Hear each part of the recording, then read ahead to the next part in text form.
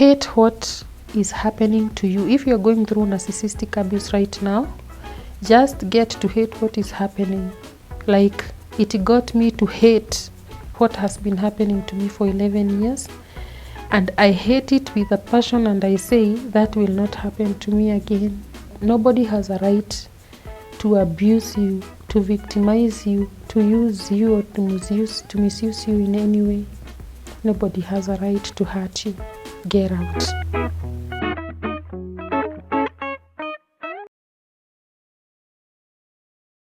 Allow me to introduce you to Psychex, a trusted partner in mental well-being, offering tailored services for individuals and corporates alike. Remember, you can support any of these women whose stories we continue to share by sponsoring their therapy sessions at Psychex. Psychex provides a range of therapeutic services from licensed therapists to life coaches, all conveniently accessible through a user-friendly web app, www.psychex.io. This man, my husband, the father of my children, he now comes and he negotiates, and I am going back. When I go back, there is a controversy in the family. People are torn. They are saying, if you go back there, we are going to wash our hands. You go on your own risk. Anything happens from here on, we are not there. So there is washing of hands, and there is me going back. And mind you, I chose to go back because I really, really wanted these children to have a father. I wanted these children to belong in a family. That one, I think, was being driven by the fact that I was not in a family setup. I saw my mother's family break, and we suffered all together. So I really, really wanted this to work.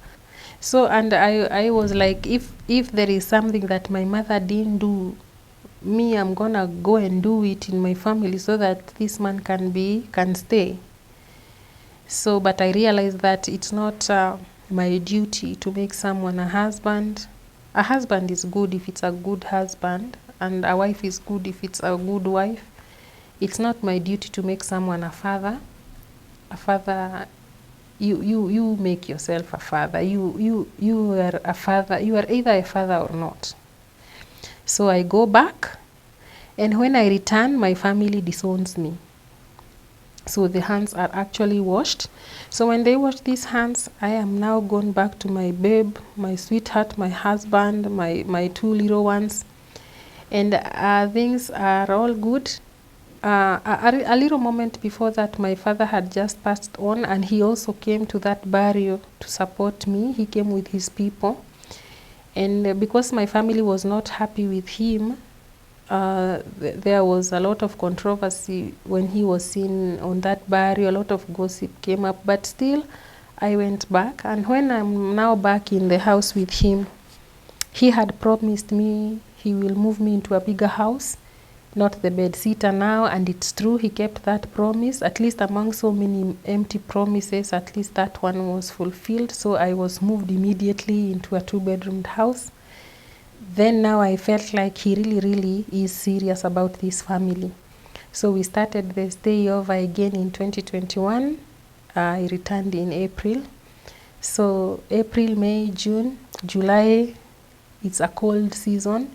The cold hits, and I have little ones. I go to the market. He's still the provider. I don't have a job. So there is this day that he leaves me with some money, 1,000 shillings. Then, his money is wage. So I get by day, depending on how much he gets. So he gives me 1,000 bob. I decide I'm going to buy some mtumba clothes. The second-hand clothes, the ones that go down, stock down, 20 shillings each, so that I can get cold wear for my babies. I go and buy those using 200 bob, and then the other money I use it for food. Then he comes and finds bags of clothes. He now shows the next sign of after I returned. Now that was the first sign of the first red flag, if I may call it. He starts quarreling. Why are you going to buy these second-hand things for the babies? Who told you to buy those things? Not on my bill. And he was ripping those clothes by hand, one by one, ripping them off. And I'm trying to explain that the children are cold. Then after that one, I said, okay, if he doesn't want his children to wear those clothes, then it's fine. I let him to go and buy, and he goes and buys my baby new shorts, the side pocket shorts. The little baby does not need a side pocket short, but he bought like 10 for the little one, 10 shorts for the other one. But I said that is what he wants to do with his money. It's okay. I kept quiet, and that was it. From there was a lot of violence again. He just started quarreling over insensible things in the house. Remember, my babies now are picking up, they are growing. The firstborn now joined school, that is playgroup, and I was now busy trying to mend what I had lost that 1 year and all those times that I've been going and coming. So my baby ended up going to school without a uniform, and anytime I would ask him, he would say, uniform for what? And my baby was in a school among children who have uniform. He's the only one who doesn't have a uniform, and I was wondering, it's not that he cannot afford it, but he made that child go to school without a uniform for a whole year. And things like that. Now in the house, we started quarreling over food. This man started insulting me over food, and I can't believe that he food that I used to give myself, he can now insult me over food. There is this day I cook food that I like. He finds me eating in the kitchen, and he says I am feeding like a dog. He grabs the food and pours in water in the sink. And then there are things like violence from nowhere. There is this one day that he came home. He just finds me there. He would start a fight from nowhere. You know, woman, what have you been doing the whole day? And then I am being beaten, and then it became a habit. And now because I have returned, and the other side I cannot go back there, they have disowned me, I have to be patient. So I started keeping quiet, so because now I have no another way out apart from being patient. So he would beat me for no good reason. His sexual behavior started escalating, and I noticed something weird. He started putting water on a trough when he beats me. Anytime he wants to have sex with me is when he has beaten me. And by that time, when I'm there crying hurt, that's when he rips off my clothes and has sex with me. It's now becoming like that. And then one day he put water on a trough and put it on a toilet bowl. And he tied my hands on the back, and he would hold me by the hair and drown me in that trough when he's having sex with me from the back. And I was wondering why he's becoming like that, and I was left there wondering, what does he want? And when this was happening, it started becoming sex that my kids don't have to be asleep for him to have sex with me. There are these instances where he will come in, then he throws me on the floor, on the carpet, and my children are on the sofa. I remember there is this day when he did that, and I'm trying to run away because we have rooms, so I have sex on a carpet there, and the kids are not asleep. And when I am running, I get slapped in front of those kids, and I am grabbed. You know, he's huge and he's very strong, and he throws me back on that carpet, and he has sex with me on that carpet when the children are watching. And I don't know in this life, how will I ever forgive that man because of those children? He was waiting for me to go. When they were younger, they didn't understand anything. When now they are getting into an understanding situation, that is when he brings me back so that he can do that to them. He brought me back so that he can do those kinds of things when these kids are watching. But then I said, if I am patient, maybe he will change tomorrow. Maybe he is going to be okay. Maybe he is stressed up, it's going to change. Maybe he doesn't have money. When money comes, he will be okay. The neighbors now started getting used to insults, very bad insults. He used to demean me, like he would tell me that when he gets into the house, he speaks. When he speaks, I should be responding by yes, sir. And I used to respond by yes, sir, because I wanted peace. I thought by doing it, it will bring some peace at least. And there is this time now, things were just like that. He will be annoyed and angry and irritated, and he shouts at me all the time. He doesn't speak to me. I used to try to make amends or communicate with him about the babies. There are times he would tell me that I did not even want those children with you. And he would say, when I sired those children with you, I was drunk. That he sired, I trapped him with children. So when I tried to reach out to him so that we can get an understanding, he used to respond that way, with things like that. And so there is this day when he, I used to tell him that I want to look for a job and he should pay for me a TSC number, registration documents, at least around 7,000 shillings. And he would say, no, I have not finished raising the kids. He would say that I should go and do grocery so that I can be going with the babies. And he even never executed that, so I was still in the house depending on him. He doesn't want me to go to work. He was saying that I shouldn't go to school to teach because I have not given birth to a baby girl.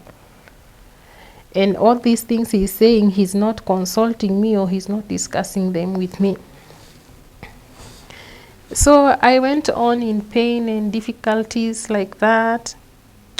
There is this day on February this year, we had a problem. Water. There is this time there was the sun was very hot and it was so dry. The water, there was a problem with the water. So water supply was difficult, and there are donkey suppliers who usually supply to houses. So we used to get water from these donkey suppliers, and it is costly because when they bring, it's like 50 shillings a jerrycan. And when he's providing this money that he gets, it's not enough to get enough water and get food for the kids. And being a woman in that house, as a mother, you will consider and say, how can I, manage that money? So one day, I went to, I used to take the jerrycan, carry it on my back. In Kikuyu land, the way we usually carry that on the back, and go to the borehole instead of waiting for the donkey people. And then he would beat me, saying that I am shaming him around.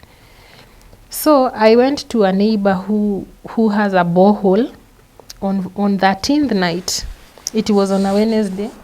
13th night, February, I went to a neighbor and told him, please give me water. It was the worker, the shamba boy for that compound. I told him, give me free water because I am not able to buy.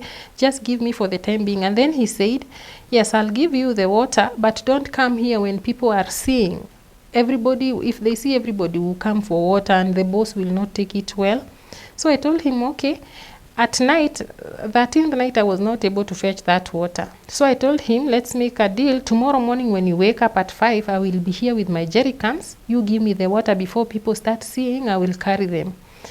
And that was the deal. So I went to the house and slept. 14th morning, I wake up very early and I tell him, hey babe, morning, please allow me to go and fetch water at my neighbor's. He is giving me free water and this is the only time because he doesn't want people to see. And he says, it's okay. So I get out of the house. There is no way I could have gotten out of the house without his permission. I carry my jerrycans and go to the water place. The guy gives me the water. When I was seen by the people who usually wake up maybe to work or in their houses or going to school or things like that, they saw me and they asked the caretaker, there is someone bringing water into this compound at this hour. Where is that water from? Now it's like maybe they also want or something. So when they call the caretaker calls my husband and says, your wife is there, still has been seen out there stealing water. And when I carry these jerrycans upstairs, remember I'm carrying them like a man so that I can carry a lot of them at once in a hurry. I find him waiting for me and he starts slapping me from the door. And he says, why are you stealing water? Who told you to go and steal people's water? Stolen water will not be brought into my house. And he starts beating me.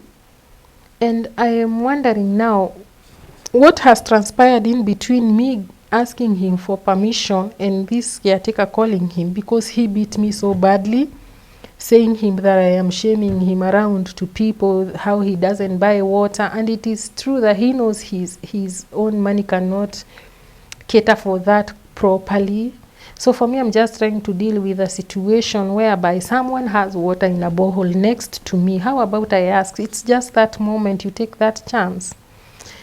And I was beaten so badly in the morning, on 14th morning.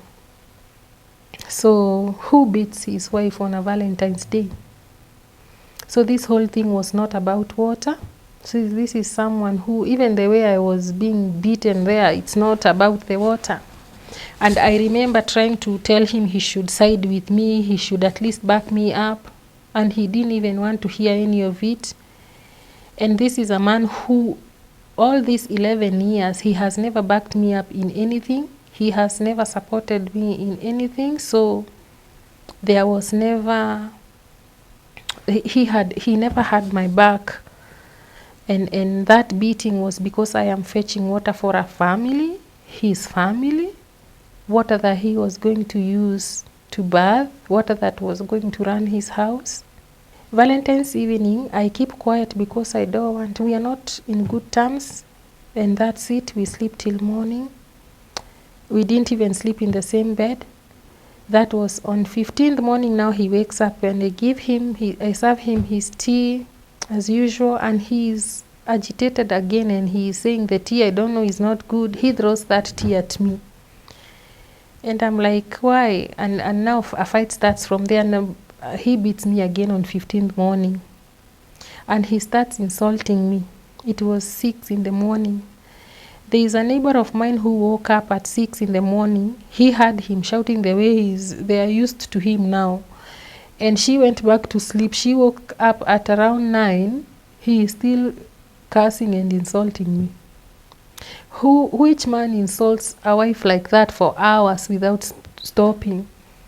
And that day he's not even able to go to work, and he would say so many bad things. I was being compared to Vera Sidika, how ugly I am. I look like an empty sack.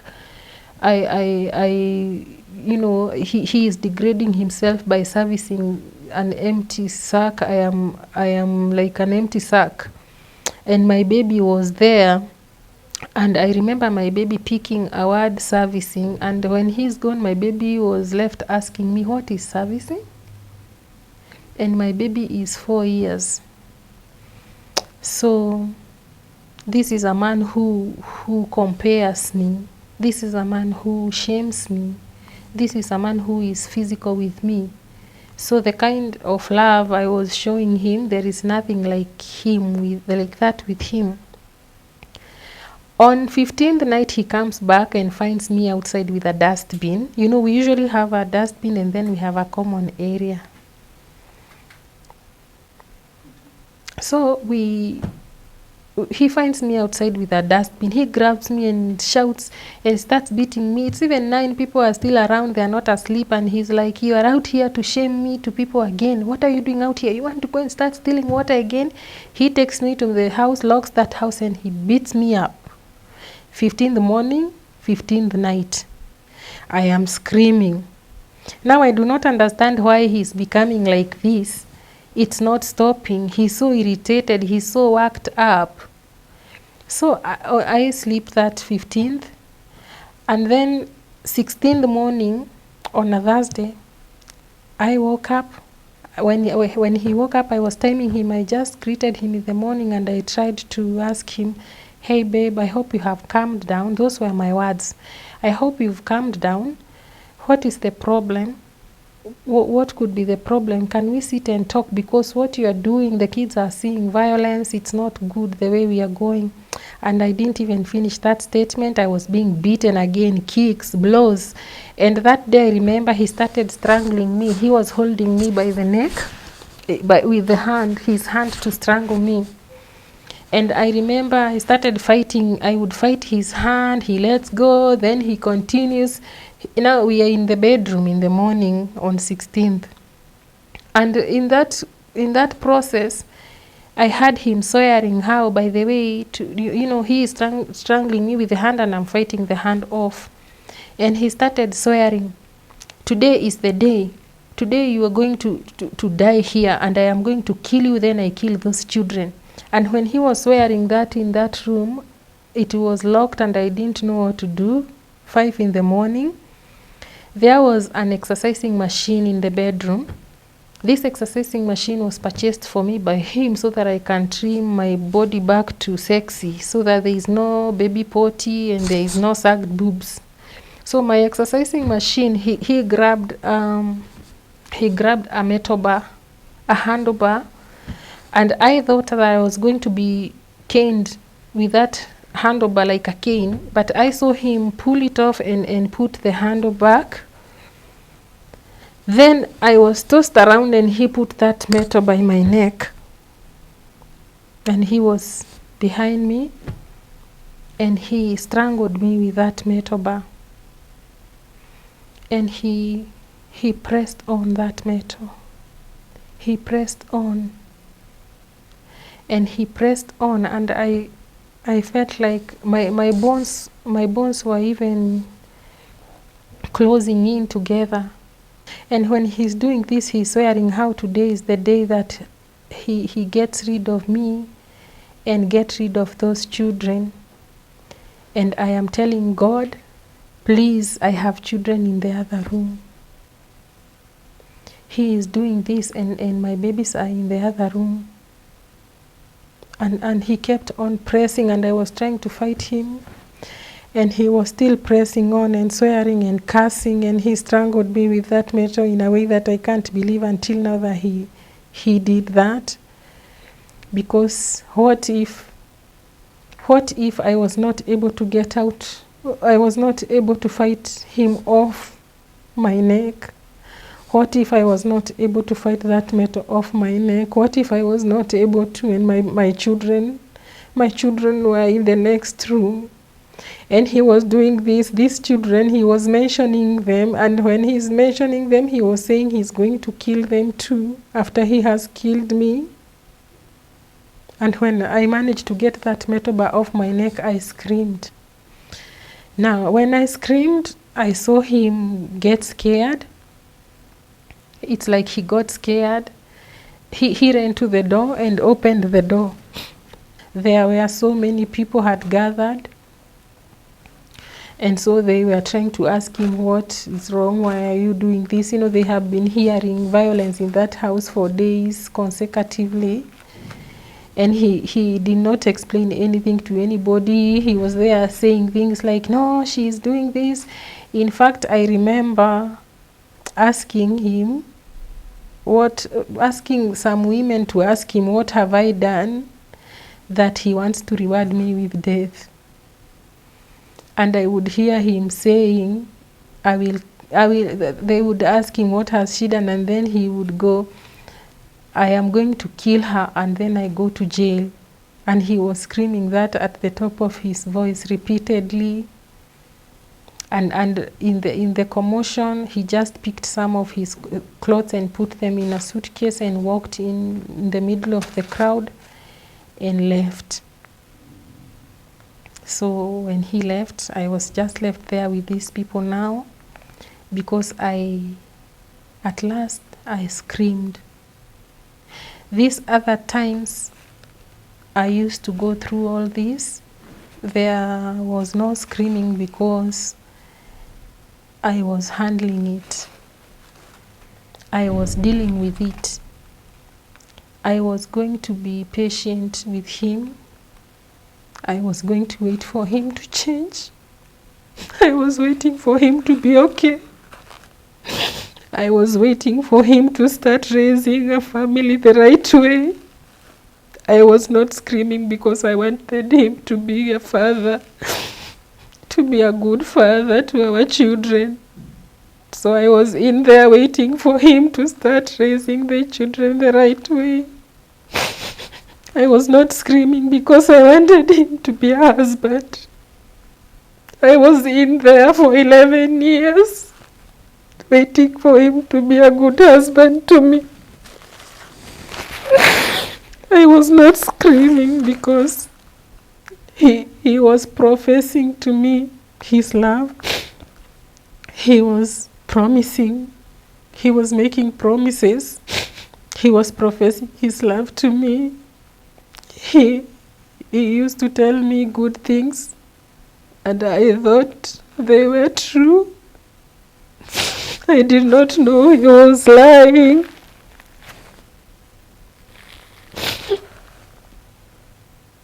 I was in there waiting.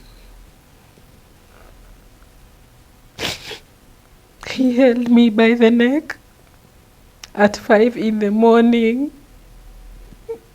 He had just come out of bed.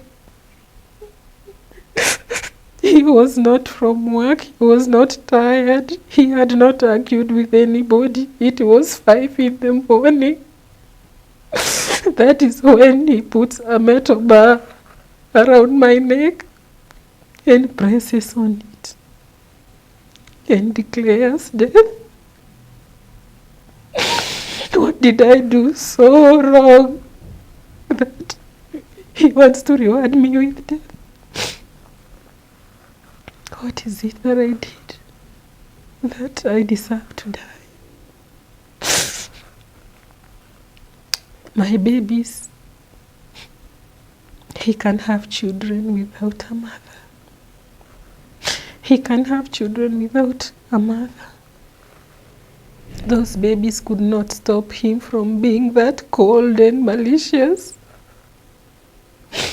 Those children could not stop him from mistreating me for 11 years. Those children could not stop him from lying to me. Those children could not stop him from making them belong in a broken family. They were not worth. To him, they were not worthy.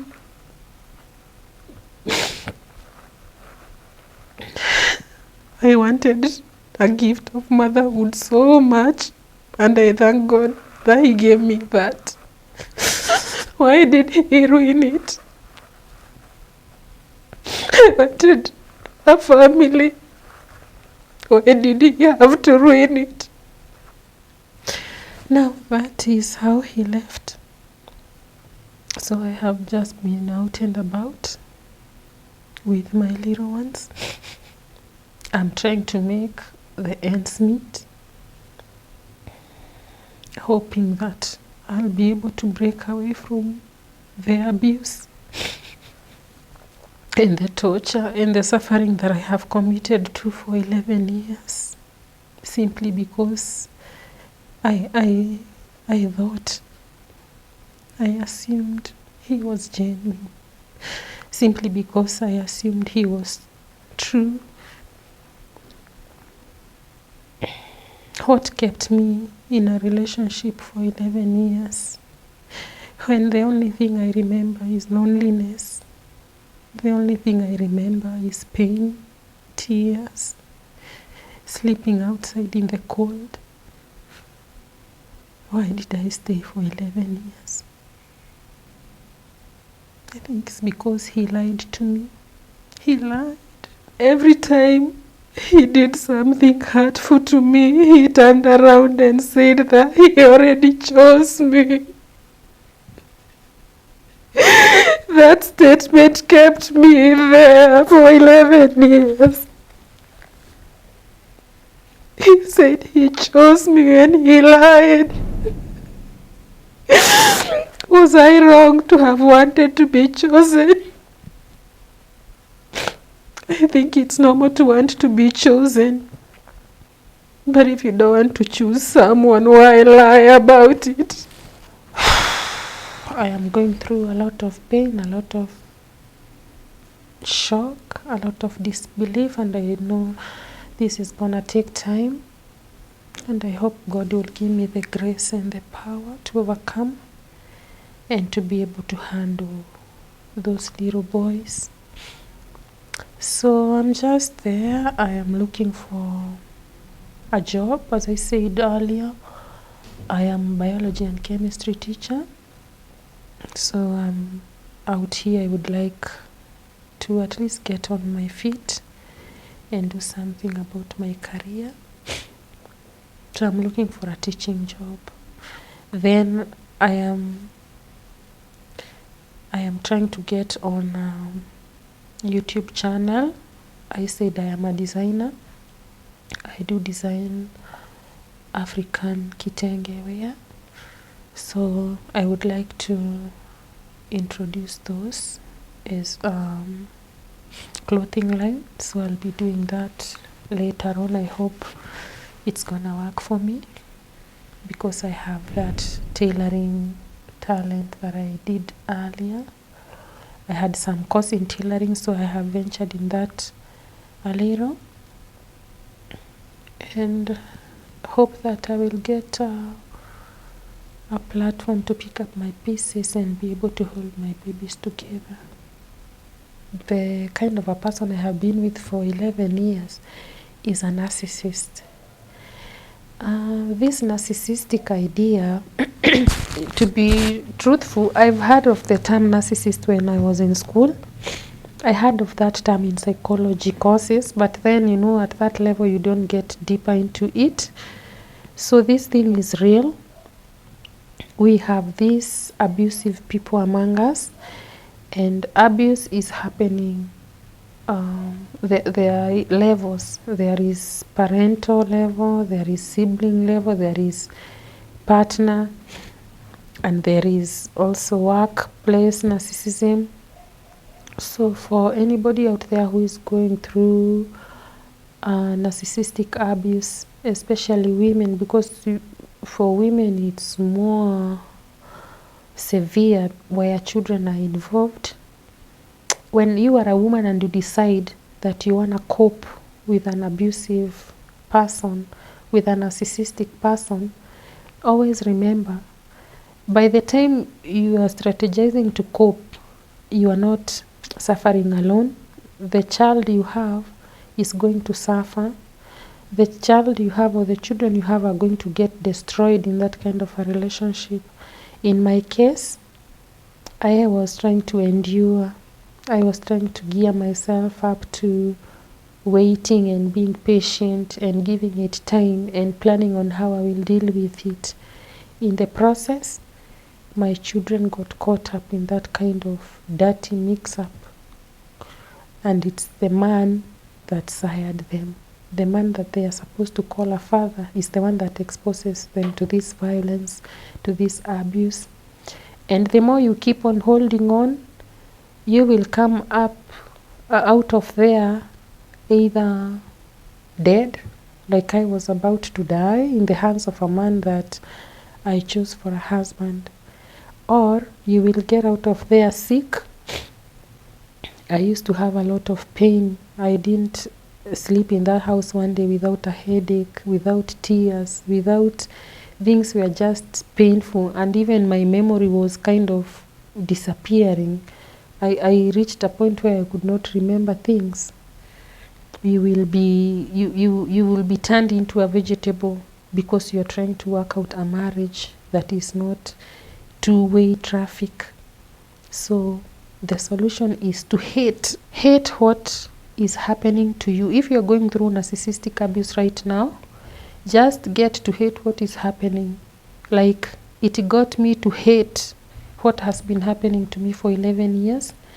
And I hate it with a passion, and I say that will not happen to me again. I don't deserve it. You do not deserve it. Your children do not deserve it. Men who are facing females who are also narcissistic, it's sad as well. And it's even more difficult because for men are not so vocal out here in the society.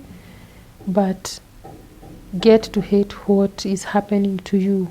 Nobody has a right to abuse you, to victimize you, to use you, or to misuse you in any way. Nobody has a right to hurt you. Nobody has a right to abuse you. Get out.